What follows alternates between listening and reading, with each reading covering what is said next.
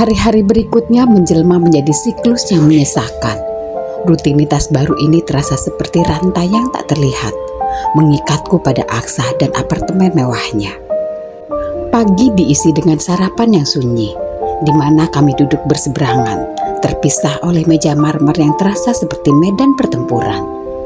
Siang hari aku dipaksa mempelajari seluk-beluk bisnis Aska, membaca laporan-laporan keuangan yang tebal.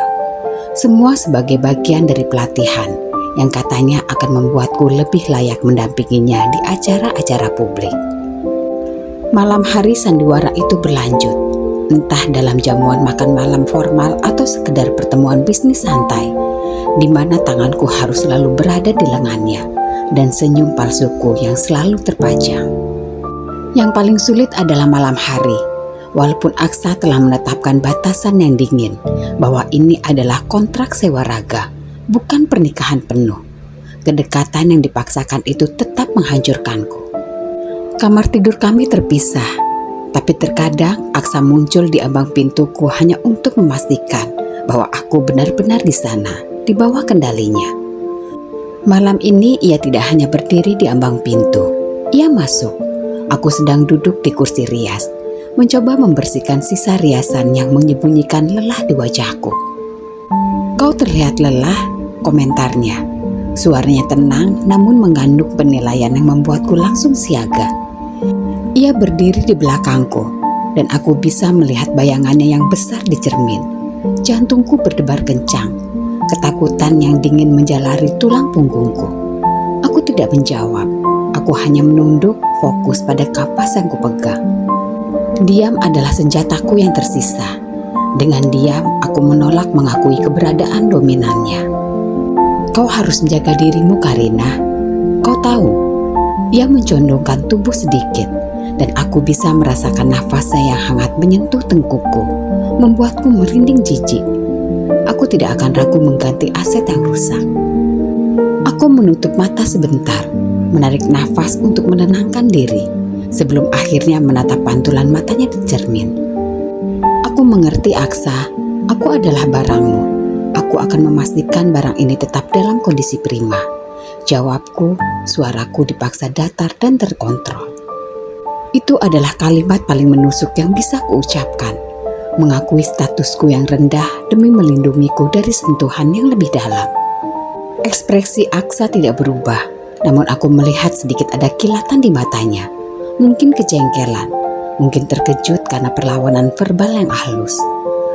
Dia hanya mendengus pelan, lalu berbalik menuju lemari es di kamar itu. Ia mengambil sebotol air mineral dingin, menungguknya dan kembali menatapku. "Aku melihat foto ibumu di ponselmu semalam," katanya tiba-tiba. Suaranya kini kembali normal. Wajahnya memang terlihat jauh lebih bahagia. "Pastikan kebahagiaan itu bertahan lama, Karina." Kalimat itu adalah pengingat yang kejam. Dia tahu kelemahanku, dan dia menggunakannya dengan kejam. Perutku mulas, air mata kembali menggenang di mataku karena sentuhan sinisnya. Benci, aku membencinya. Aku membenci kekuasaannya, kebenciannya, dan cara dia membuatku merasa.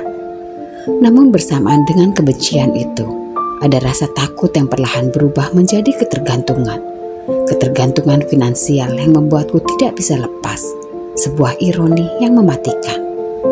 Setelah Aksa pergi dan pintu tertutup rapat, aku kembali menatap pantulan diriku yang rapuh. Aku meraih tangan kanan, meremasnya kuat-kuat. Aku harus kuat. Aku harus mengukir kebencian ini menjadi tekad. Setiap hari yang kulewati, setiap senyum palsu yang kuberikan, adalah hari yang membawaku lebih dekat pada akhir kontrak ini, pada kebebasanku yang sesungguhnya. Aku mungkin terpaksa kumpul kebo, tapi aku bersumpah pada diriku sendiri, hatiku dan jiwaku tidak akan pernah menjadi miliknya. Di tengah kegelapan yang sunyi, aku berbisik pada diriku sendiri, "Bertahanlah, jika kau hancur bukan hanya kau yang jatuh." Tekad itu adalah satu-satunya pelindungku di dalam penjara emas ini. Pekan-pekan bergulir, sandiwara kami semakin sempurna, semakin meyakinkan. Di depan publik, Aksa adalah kekasihku yang perhatian. dan aku adalah wanita yang beruntung dan mencintainya. Namun di balik pintu tertutup, kami adalah dua orang asing yang terikat oleh kesepakatan gelap, bergerak di ruang yang sama dengan kebekuan yang mematikan. Aku belajar membaca jadwalnya, menghindari tatapannya, dan menelan setiap tetes kepahitan dengan senyum yang dipaksakan. Malam itu, Aksa sedang menerima tamu penting di ruang kerjanya, menyisakan keheningan di ruang utama apartemen. Aku berjalan tanpa tujuan menuju sudut ruang keluarga yang jarang disentuh, tempat sebuah piano grand hitam mengkilap berdiri. Piano itu adalah barang pajangan mewah, tak tersentuh. Namun bagi Karina, ia adalah pemicu kerinduan yang sangat menyakitkan. Aku ingat ayah. Ayahku dulu seorang guru musik sederhana. Kami tidak punya piano semewah ini, hanya sebuah keyboard tua di ruang tengah rumah kami yang kecil. Ayah selalu memainkan melodi yang sama setiap kali aku merasa sedih.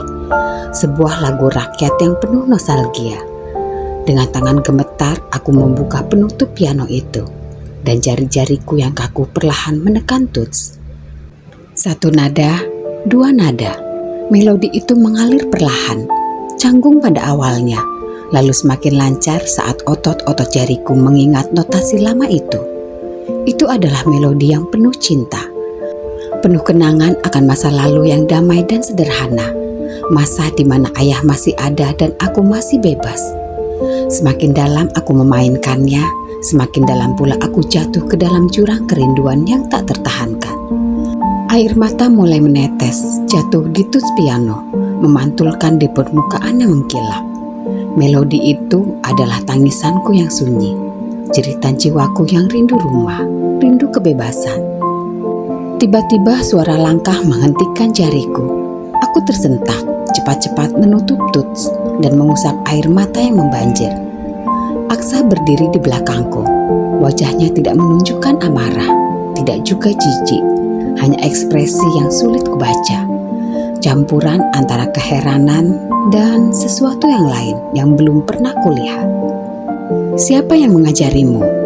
tanyanya. Suaranya lebih lembut dari biasanya, nadanya nyaris tanpa tuntutan. Aku berusaha mengumpulkan suaraku yang tercekat. "Ayah saya, dulu," jawabku singkat, menghindari tatapannya. Aku takut dia akan mengolok-olok kelemahanku.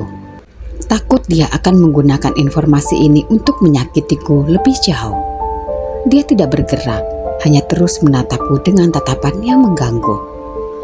Kemudian ia mengambil 2 langkah lebih dekat dan melakukan sesuatu yang benar-benar tak terduga.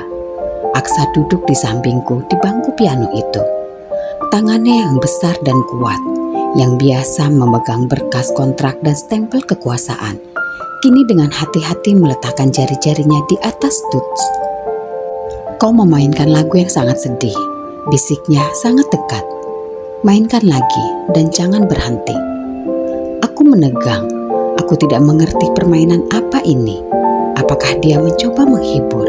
Apakah dia mencoba memprovokasi?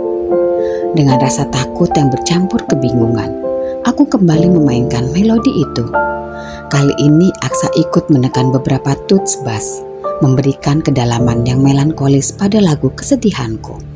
Untuk beberapa detik, di tengah apartemen yang asing ini, di samping pria yang paling kubenci dan takuti, aku merasakan koneksi yang aneh, dingin dan benar-benar tidak terduga. Kami 2 jiwa yang terikat oleh utang dan kepalsuan, berbagi bahasa sunyi yang sama melalui musik. Ketika lagu itu selesai, keheningan kembali terasa berat. Aku menoleh, berharap melihat penghinaan atau cemoohan di matanya. Tetapi yang kulihat hanya refleksi yang rumit. Lain kali, katanya, suaranya kembali mengeras, seolah menarik diri dari momen rapuh itu. "Jangan bermain musik di luar jam wajar, dan pastikan penampilanmu besok malam tetap sempurna. Ingat Karina, itu yang paling penting." Ia bangkit, meninggalkan bangku piano dan keheningan yang lebih dalam, seolah tak ada yang terjadi. Namun, aku tahu sesuatu telah terjadi. Di tengah semua kebencian, ketakutan, dan kepura-puraan ini adalah celah kecil yang terbuka, sebuah sudut Aksa yang tidak kuduga. Malam itu air mataku kembali tumpah, bukan hanya karena kesedihan yang tak terobati, tetapi juga karena kebingungan yang menyiksa. Mengapa pria kejam ini tiba-tiba berbagi sebuah nada kesedihan denganku? Dan yang paling menguras air mata, aku menyadari bahwa sedikit rasa kemanusiaan dari Aksa jauh lebih menakutkan daripada semua kekejamannya.